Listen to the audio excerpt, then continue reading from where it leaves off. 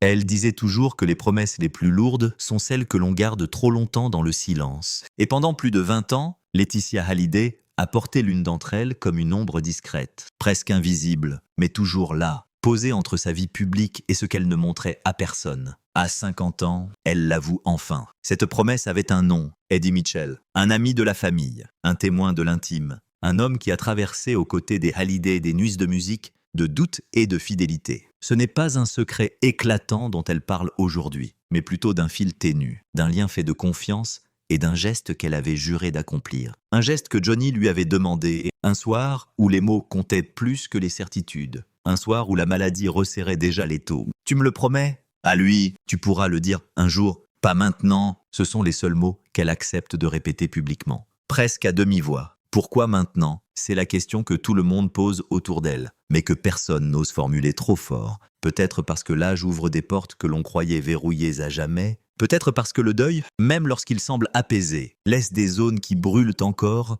Ou peut-être simplement parce qu'Eddie Mitchell a toujours été là, immobile comme un repère, et que le moment était venu de lui rendre ce qu'elle lui devait. À l'écran, face aux journalistes, Laetitia n'essaie plus de contrôler chaque mot. Elle n'est plus la jeune femme qu'on observait dans l'ombre de Johnny. Attentive, discrète, souvent jugée, rarement comprise. Elle est désormais une femme qui accepte la fissure, celle de dire enfin ce qu'elle avait retenu. Dans cette ouverture, une réalité s'impose, la promesse ne porte ni sur un secret honteux, ni sur un scandale, mais sur une vérité intime, presque douce, et pourtant si lourde qu'elle avait choisi de la garder pour elle. Elle parle d'un homme qu'elle décrit comme la voix de la sagesse, d'un confident inattendu, d'une présence calme dans la tourmente. Mais alors, quelle est cette promesse? Pourquoi Johnny avait-il spécifiquement demandé que ce soit Eddie Mitchell? Et surtout, qu'est-ce que cette révélation change aujourd'hui, dans la mémoire de l'idole, dans celle de Laetitia, et dans la relation complexe qu'elle entretient encore avec ceux qui ont fait partie de l'histoire Hallyday? Ces trois questions,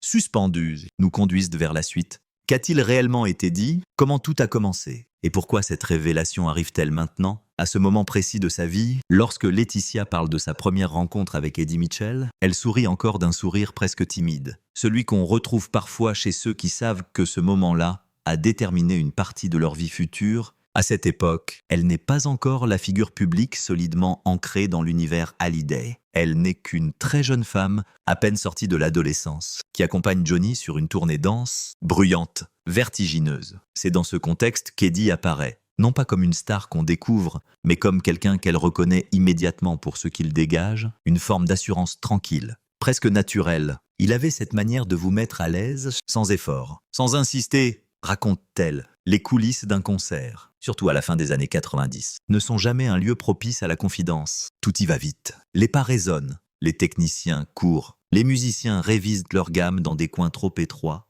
Et pourtant, c'est là que Johnny lui présente Eddie pour la première fois. Johnny parle peu, comme souvent lorsqu'il veut laisser les choses se faire d'elles-mêmes. Eddie, voici Laetitia. C'est tout. Aucun discours, aucune explication. Juste deux regards qui se croisent, l'un curieux, l'autre prudent. Eddie, déjà figure centrale du paysage musical français, ne cherche pas à impressionner. Il lui demande simplement si tout se passe bien, si elle s'habitue au rythme, si elle trouve sa place. Des questions simples, presque anodines, mais qui, dans l'univers parfois brutal de la célébrité, ont la douceur d'un geste rare. Ce soir-là, elle comprend deux choses. D'abord, qu'Eddie fait partie de ce cercle très réduit que Johnny écoute réellement. Ensuite, qu'il possède une distance qui lui permet de dire les choses sans détour. Elle note cette franchise immédiate, ce mélange d'humour et de lucidité qui tranche avec l'atmosphère électrique d'une tournée. Les jours suivants, elle observe de loin la complicité entre Johnny et son ami de toujours. Les deux hommes ne se parlent pas beaucoup, mais quand ils le font, il y a cette intensité silencieuse que seuls ceux qui ont traversé les mêmes combats peuvent partager. Elle se souvient notamment d'un dîner improvisé après un concert, quelques musiciens, Johnny encore chargé d'adrénaline,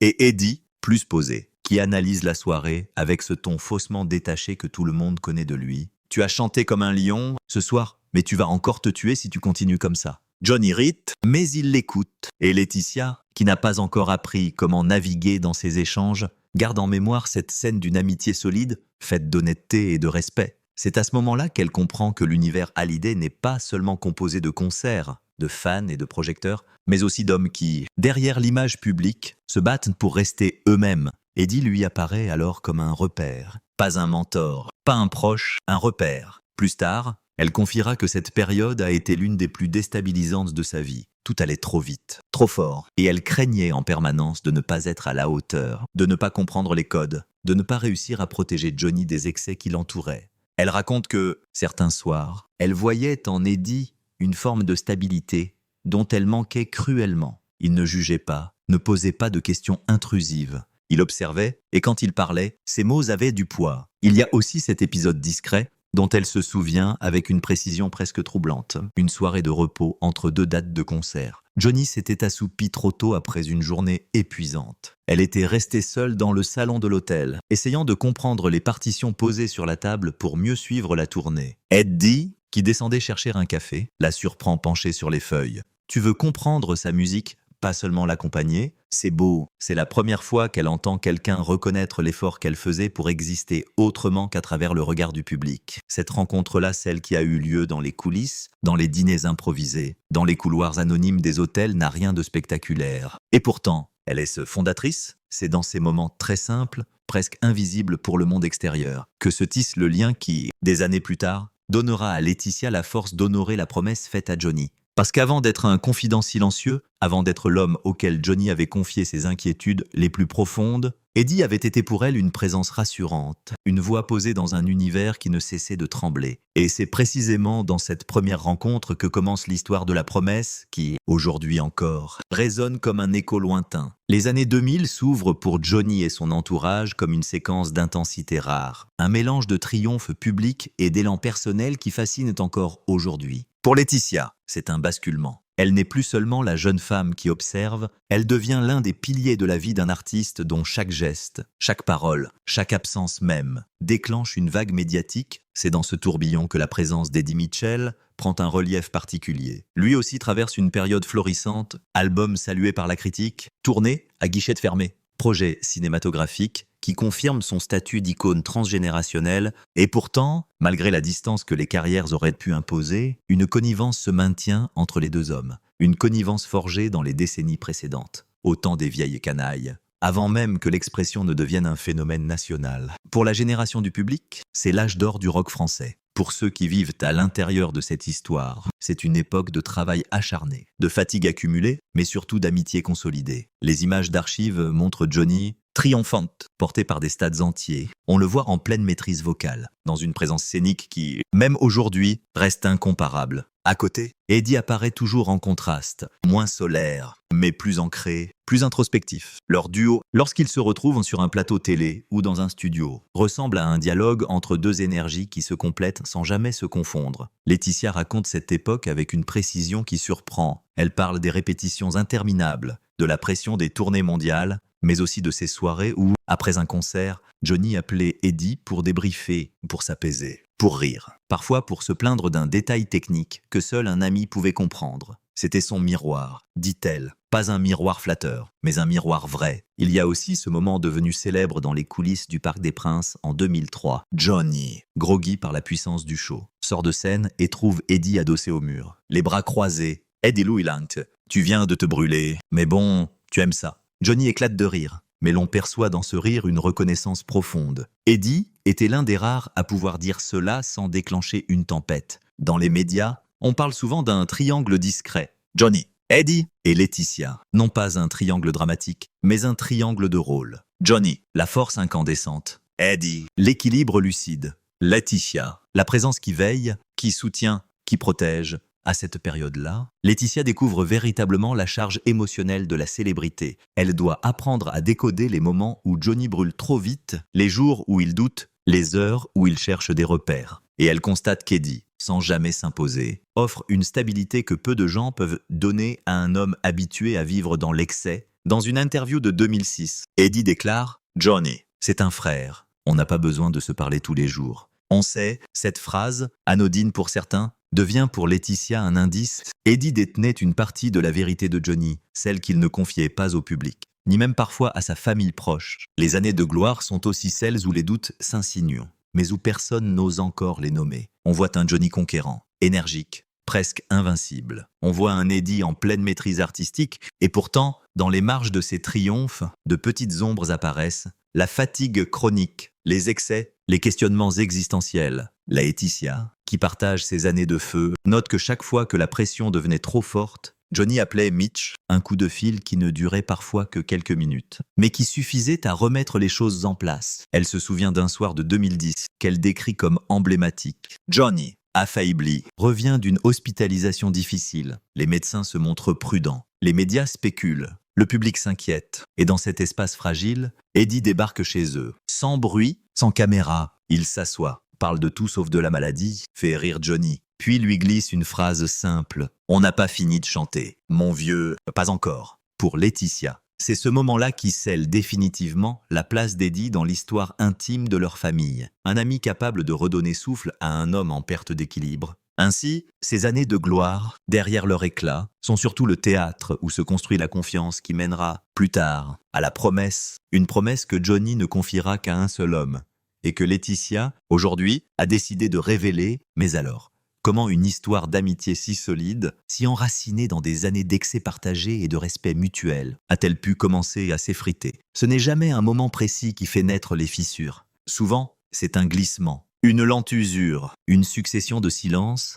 qui pèsent plus que les mots qu'on n'ose plus prononcer. Pour Laetitia, les premières alertes apparaissent bien avant que quiconque n'en parle publiquement. Johnny change. Pas d'un coup, pas brutalement, mais elle sent chez lui une agitation nouvelle, quelque chose d'incontrôlable, une énergie plus sombre que celle, presque joyeuse, de ses excès habituels. Il dort moins, il se renferme davantage, et dans ces moments-là, il s'isole de ceux qui pourraient le comprendre. Pourtant, lorsque Eddie vient, Johnny retrouve une forme de légèreté. Cela devrait la rassurer, mais au contraire, plus les années avancent, plus elle perçoit entre les deux hommes une tension subtile, comme si chacun savait quelque chose que l'autre n'arrivait plus à dire. Les médias parlent alors des projets qui tardent, des désaccords artistiques, des tournées qui s'étirent. Mais ce ne sont pas ces détails-là qui fragilisent une amitié de plusieurs décennies. La vérité, dit-elle aujourd'hui, est plus intime, plus silencieuse. Il y a notamment cet épisode qu'elle raconte pour la première fois, avec une délicatesse qui tranche avec son intensité. Une répétition, un après-midi banal, sans journaliste, sans pression. Johnny s'interrompt,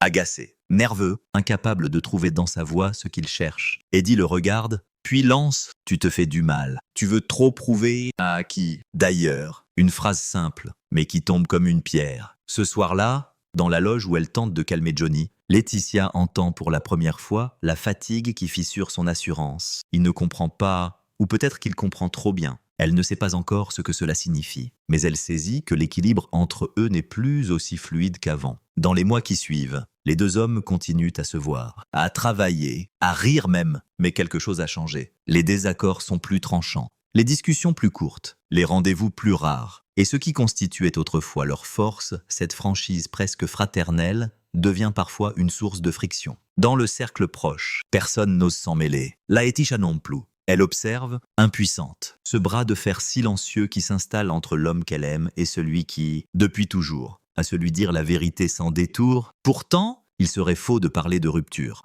Ce ne sont pas des disputes spectaculaires, ni des scènes de désaccord éclatants. Ce sont plutôt des ombres, des questions laissées sans réponse, des moments où Johnny semble éviter Eddie, non pas rejette, mais parce qu'il sait que son ami pourrait lire en lui ce qu'il n'a plus la force d'affronter. Et puis, il y a la maladie, qui plane déjà dans les coulisses, même si personne ne la nomme encore. Laetitia dira plus tard que les fissures sont apparues au moment précis où Johnny a commencé à se sentir vulnérable. Eddie, fidèle à sa lucidité, perçoit cette fragilité avant beaucoup d'autres. Il tente de l'apaiser, de le recentrer. Mais Johnny, pour la première fois, supporte mal ce regard trop clair. Quand la santé vacille, l'ego devient une armure. Johnny n'accepte plus les remarques qui, autrefois, le faisaient rire. Eddie, lui, refuse de jouer le rôle de spectateur indulgent. Il ne sait pas être complaisant. Il n'a jamais su. Ce décalage se creuse progressivement, rendant leurs échanges plus tendus, parfois abrupts. Et Laetitia, au milieu, encaisse. Elle tente de maintenir les ponts, d'apaiser les tensions. Mais une amitié construite sur 40 ans ne se répare pas à coups de conciliation. Elle écoute Johnny, qui se renferme. Elle voit Eddie, qui garde sa distance, non par rancœur, mais par respect. Je ne pouvais plus le pousser. Il ne voulait plus qu'on l'aide, dira-t-il un jour. Cette phrase résume peut-être mieux que toutes les analyses la nature des fissures qui les ont séparés un temps. Johnny ne voulait plus être vu comme un homme fragile. Eddie refusait de faire semblant de ne pas le voir. À partir de là, la promesse que lien tenu, discrète, presque invisible, prend d'une importance nouvelle dans l'esprit de Laetitia. Elle sait que Johnny a confié à Eddie une part de vérité qu'il cachait au reste du monde. Elle sait aussi que, derrière les tensions, une loyauté profonde demeure. Car malgré les fissures, malgré les maladresses, malgré les silences, l'histoire entre eux n'est pas terminée. Elle avance vers une zone plus sombre, plus heurtée, où la fragilité de Johnny, la lucidité d'Eddie et le rôle silencieux de Laetitia finiront par se rencontrer et se heurter. La rupture n'a jamais été un événement visible, spectaculaire, filmé par des caméras ou capté par un micro indiscret. Elle s'est installée comme un brouillard, d'abord fin, presque imperceptible, puis dense, au point que même ceux qui connaissaient le mieux Johnny ne parvenaient plus à distinguer le chanteur lumineux de l'homme qui, lentement, se retirait en lui-même. La crise commence réellement l'année où les premiers signes de la maladie se manifestent. La fatigue extrême, les douleurs tenaces, les absences, courtes mais inquiétantes, que Johnny tente de dissimuler derrière des blagues, des gestes brusques ou une impatience inhabituelle. Laetitia, qui partage chaque heure de son quotidien, voit ses forces décliner avant même que l'entourage ne s'alarme. Elle voit aussi son refus obstiné d'admettre la réalité. Et c'est là que la rupture avec Eddie s'accélère. Eddie, fidèle à son regard lucide, comprend immédiatement ce que Johnny essaie de cacher. Il se voit moins, mais quand ils se retrouvent, les échanges deviennent tendus. Eddie insiste pour qu'il se ménage, pour qu'il annule certaines dates, pour qu'il écoute les médecins. Johnny se braque. « Je vais très bien. Tu dramatises. » Ce sont les seuls mots qu'il accepte de prononcer. Laetitia, témoin silencieux de ces tensions, garde en mémoire une scène qu'elle n'avait jamais racontée jusque-là. Un après-midi, dans leur maison de Los Angeles. Johnny, affaibli mais déterminé, répète malgré l'avis des médecins. Eddie passe le voir, presque par réflexe. Comme on va vérifier si un frère tient encore debout, il observe la scène sans dire un mot pendant plusieurs minutes. Puis, à voix basse, « Arrête, pas pour nous. Pour toi », Johnny lâche sa guitare d'un geste nerveux. Le regard qu'il lance alors n'est ni hostile ni violent. Il était blessé, blessé qu'on le voit aussi clairement, qu'on le déshabille de son invincibilité. Ce moment scelle quelque chose, une fracture intime. Non pas une dispute, mais une impossibilité. Johnny ne supporte plus que l'un de ses plus anciens compagnons voit ce qu'il ne parvient plus à dissimuler. Eddie, Louis, refuse de jouer le rôle du complice silencieux. Deux formes d'amour qui se heurtent. Les mois suivants aggravent la distance. Lorsque Johnny est hospitalisé, Eddie appelle, envoie des messages, mais les réponses se font rares. Laetitia avoue qu'elle filtrait parfois les appels, non pas rejet, mais pour protéger Johnny d'une vérité qu'il fuyait. Il avait peur que son regard change sur lui, dit-elle aujourd'hui. Et pourtant, c'est dans cette période que la promesse commence à prendre forme. La crise ne se limite pas au corps, elle touche aussi la mémoire, les regrets, les amitiés, les promesses non tenues. Johnny ouvre, à demi-mot, des confidences qu'il n'avait jamais faites. Il parle de ses excès, de ses doutes, de ce qu'il aurait voulu réparer, mais n'a jamais pris le temps d'affronter. Une nuit, alors qu'ils reviennent de l'hôpital, Johnny s'assoit seul dans le salon. Laetitia raconte qu'elle l'a trouvé là, immobile, la tête baissée, comme s'il cherchait un mot qu'il ne trouvait plus. Tu diras à Eddie un jour, pas maintenant, mais un jour, tu lui diras ce que je n'ai pas réussi à lui dire. C'est là, au milieu de la crise la plus douloureuse de leur vie, que la promesse naît. Mais la rupture, elle, continue de s'étendre. Johnny ne veut plus voir grand monde. Il refuse les visites, minimise les symptômes, se réfugie dans le travail comme pour défier la maladie. Eddie, conscient que son ami s'éloigne, choisit de respecter ce retrait. Il n'insiste plus. Il se contente d'être là, dans une distance qui, paradoxalement, dit plus que n'importe quelle présence. Les médias, eux, ne voient que la surface, des concerts annulés, des rumeurs, des inquiétudes, mais la vraie crise est ailleurs. Elle se joue dans cette intimité où un homme qui a passé sa vie à être un monument redoute de montrer sa fragilité à ceux qu'il aime le plus. Ce n'était pas une rupture violente, dite Laetitia. C'était une rupture d'orgueil, une rupture de pudeur. Il voulait partir debout. Eddie l'a compris trop tôt. Johnny l'a accepté trop tard. Et Laetitia, elle, s'est retrouvée à garder une parole qui ne lui appartenait pas encore totalement. Une parole lourde, mais essentielle. Car dans cette crise la plus intime, la plus déchirante, se trouve l'origine de ce qu'elle révèle aujourd'hui. Non pas pour rouvrir les blessures, mais pour donner un sens à cette promesse murmurée dans la nuit. Après la tempête, il reste toujours un silence particulier. Un silence qui n'est ni celui du deuil, ni celui du renoncement, mais celui d'une vie qui cherche à se réorganiser autour d'un vide. Pour Laetitia, ce vide portait une nom. Pour Eddie aussi. Et pendant plusieurs semaines, ils avancent chacun de leur côté, sans se parler, comme deux silhouettes séparées par un chagrin commun, mais traitées différemment. Les derniers mois de Johnny ont laissé des traces profondes. Lorsque les médecins annoncent que les traitements ne suffisent plus, un nouvel équilibre se crée dans la maison. Plus fragile, plus lente, plus pudique. Eddie, malgré la distance qui s'était installée entre eux, continue d'envoyer des nouvelles, de courts messages, simples, sans drame. Je pense à toi. Parfois, il ajoute une phrase humoristique, presque enfantine, comme pour alléger le poids du réel. Johnny ne répond pas toujours. Mais Laetitia sait qu'il lit et qu'il garde ses mots comme un repère. Lorsque la maladie triomphe et que Johnny s'éteint, la France entière pleure. Les hommages déferlent. Les chaînes diffusent en boucle des archives. Les fans se rassemblent. Et au milieu de ce tumulte national, il y a un homme qui avance lentement vers l'église de la Madeleine, sans bruit, sans geste spectaculaire. Eddie Mitchell. Il marche avec la sobriété de ceux qui savent que les adieux ne se crient pas. Ils se vivent. À la sortie de la cérémonie, les journalistes lui demandent une réaction. Il répond simplement « J'ai perdu un frère. Et quand on perd un frère, on ne parle pas trop. » Cette phrase, enregistrée partout, devient pour Laetitia un signal. Elle comprend que, malgré la rupture, malgré les silences, quelque chose d'indestructible subsiste. Puis vient la période la plus difficile, celle où il faut apprendre à vivre avec le manque. Ce manque-là n'est pas seulement celui de la présence physique, c'est celui des habitudes, des appels, des confidences nocturnes, des doutes partagés. Des disputes aussi. Laetitia se retrouve seule dans des décisions trop grandes pour elle. Les questions juridiques,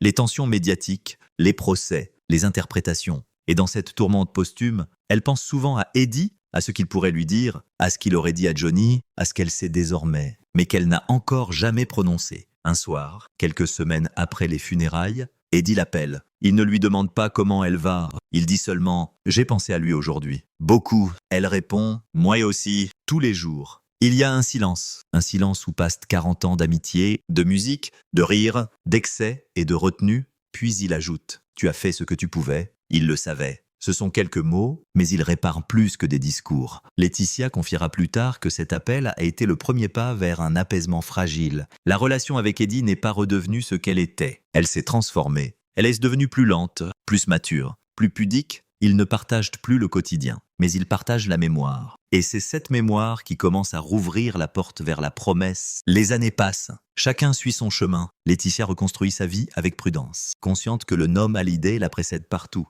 Eddie poursuit sa carrière, discrète mais solide. Fidèle à lui-même, on le voit sur scène, on l'entend à la radio. Et parfois, dans une interview, il laisse échapper une phrase qui dit tout sans rien dire. « Johnny me manque, on se chambrerait encore. » S'il était là, Laetitia entend ces mots. Elle sait qu'ils ne sont pas destinés à la presse. Ils sont destinés à l'ami disparu. Pendant longtemps, elle se demande si elle doit parler, si elle doit révéler cette promesse que Johnny lui a confiée dans ces derniers mois. Elle hésite, elle repousse, elle se tait. Non pas par peur, mais par respect. Parce que dire cette promesse, c'est rouvrir une blessure chez Eddie, une blessure qu'elle sait encore vive. Et c'est aussi exposer quelque chose de profondément intime, presque sacré. Mais vient un moment où le silence n'apaise plus, un moment où la mémoire devient trop lourde à porter seule, un moment où l'on comprend que la fidélité n'est pas seulement une question de discrétion, mais aussi de transmission. Je me suis dit qu'il fallait le dire, que c'était le moment, que c'était pour lui, pour Johnny. Et pour Eddie, après la tempête, il n'y a pas de soleil éclatant. Pas de renaissance spectaculaire. Il y a simplement une femme qui accepte de marcher vers la vérité qu'elle a tenue pendant des années et un ami qui attend, sans le savoir, la parole qui lui manque encore. Elle dit qu'il n'existe jamais de bon moment pour briser un silence qui a duré trop longtemps. Mais il y a parfois un moment juste, un moment où la parole franchit enfin la barrière que la pudeur avait dressée pendant des années. Pour Laetitia, ce moment arrive à 50 ans, presque comme une évidence qui s'impose à elle. Il est temps de parler. Pas pour créer un choc, pas pour raviver les blessures, mais pour accomplir ce qu'elle avait promis. La rencontre avec les journalistes qui recueillent son témoignage est préparée avec soin. Elle connaît les règles, les mots doivent être pesés, les formulations précises, les silences assumés. Et pourtant, quand elle s'assoit en face d'eux, quelque chose se relâche. Comme si, après des années de retenue, sa voix trouvait enfin un espace où se déposer. La promesse, je l'ai faite une nuit où Johnny savait qu'il n'avait plus beaucoup de temps. Il m'a dit « Un jour, tu expliqueras à Eddie ce que je n'ai pas pu lui dire. » Elle marque une pause, une longue pause. Le genre de silence où l'on entend presque le souffle du passé. Les journalistes attendent. Elle reprend. Il voulait que je lui dise qu'il ne s'est jamais éloigné par manque d'amitié. Jamais. Qu'il avait peur de sa lucidité. Peur d'être vu dans sa faiblesse. Peur que celui qui le connaissait le mieux soit aussi celui qui le verrait tomber. C'est la première fois qu'elle prononce ces mots publiquement. Et dans cette révélation, il n'y a ni pathos ni dramatisation, juste une vérité nue, presque froide, tellement humaine. Elle raconte alors la suite, la façon dont Johnny, dans ces derniers mois, revenait souvent sur son amitié avec Eddie, pas pour se justifier, pas pour effacer les tensions, mais pour dire combien cette relation comptait. Et il disait que, parmi tous ses amis, Eddie était le seul qui pouvait lui parler sans détour.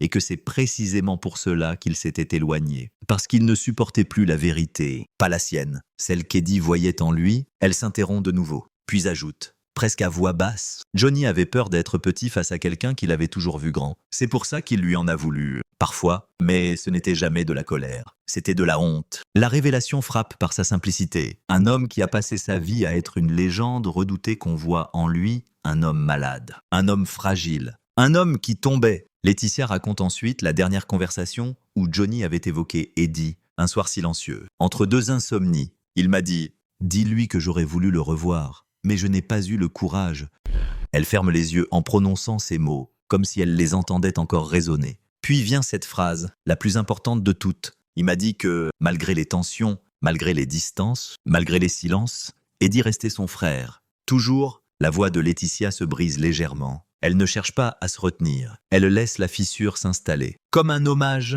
lorsqu'on lui demande pourquoi elle parle aujourd'hui, elle répond sans hésitation. Parce que cette promesse était une dette, pas envers Eddie, pas envers le public, envers Johnny. Il voulait qu'on sache. Il voulait que cet amour-là soit dit. Elle insiste. Ce n'est pas une justification, ni une tentative de réécrire l'histoire. C'est une transmission fidèle, pudique, conforme à ce qu'il avait demandé. La révélation n'est pas seulement le contenu de la promesse, c'est aussi le fait que Johnny, dans sa fragilité ultime, avait choisi Eddie comme témoin de sa vérité et avait choisi Laetitia pour la porter. Elle conclut l'entretien avec une phrase simple, mais chargée de sens. Je voulais que son ami sache qu'il n'a jamais été abandonné. Johnny n'a jamais cessé de l'aimer. C'était trop lourd pour lui de le dire, alors je le dis pour lui. Il n'y a rien de plus, rien de moins, juste cette parole déposée avec soin, comme un geste d'adieu prolongé. Une révélation qui ne cherche ni à défendre ni à expliquer, mais à reconnecter deux hommes que la maladie avait séparés. Et dans la salle, lorsqu'elle termine, personne ne parle tout de suite, parce qu'il existe des révélations qui demandent du silence. Celles qui portent en la vérité des êtres,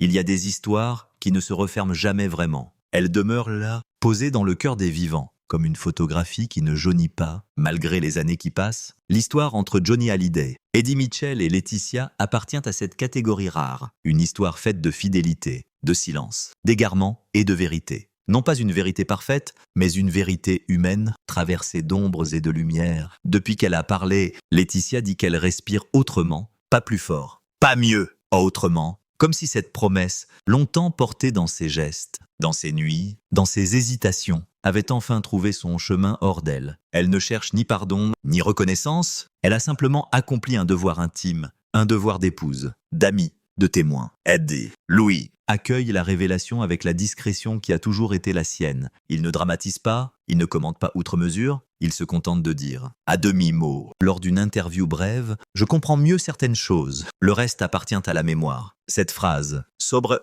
presque ascétique, sonne comme un hommage silencieux à l'homme qu'il a perdu, et aussi comme un signe qu'il reçoit ce que Laetitia a voulu transmettre. Dans les mois qui suivent, la relation entre eux ne devient ni fusionnelle, ni distante. Elle trouve un nouveau rythme, un rythme plus lent, plus retenu, mais plus vrai. Ils n'ont plus besoin d'expliquer le passé, ils n'ont pas l'intention de le revisiter. Ils se contentent de l'habiter avec bienveillance. La France, elle, continue d'aimer Johnny, avec cette ferveur particulière qui lui survit depuis toujours. Les chansons résonnent dans les cérémonies, dans les stades, dans les voitures, dans les vies, et chaque fois qu'Eddie reprend le chemin de la scène, les spectateurs entendent forcément, dans un coin de sa voix, un écho de cette fraternité musicale qui a marqué une génération entière, mais au-delà de l'héritage artistique, il y a ce que Laetitia a voulu dévoiler. La vérité simple d'un homme qui avait peur de ne plus être à la hauteur de sa propre légende. Un homme qui, face à la maladie, n'a pas su comment protéger ceux qu'il aimait de son déclin. Un homme qui a choisi le silence, non par le geste, mais par pudeur. La révélation n'a pas pour but de réécrire l'histoire, ni d'en effacer les zones d'ombre. Elle invite plutôt à regarder Johnny sous un autre angle, celui d'un homme qui, derrière la figure publique, vivait avec un cœur fragile, avec des doutes,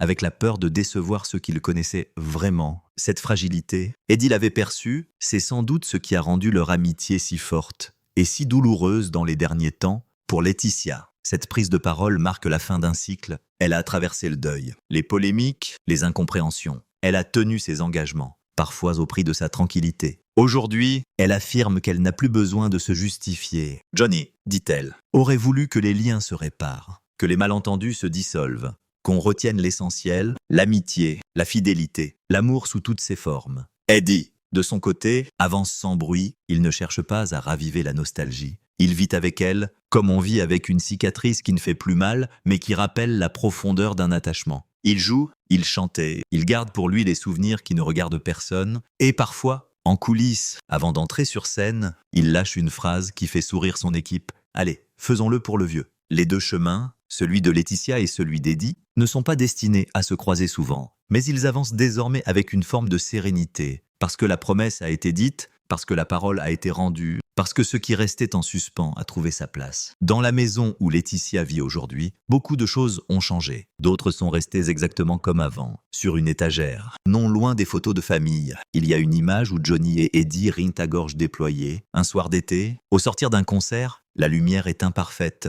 l'arrière-plan flou, mais l'instant est pur. Le genre d'instant qui défie le temps. Et c'est peut-être là que se trouve la véritable conclusion. Pas dans les mots prononcés trop tard, ni dans les regrets, ni dans les silences accumulés, mais dans cette photo, dans ce rire, dans cette fraternité qui a survécu à tout. Et sur la table, il reste une photo. Le temps, Louis, ne dit plus rien.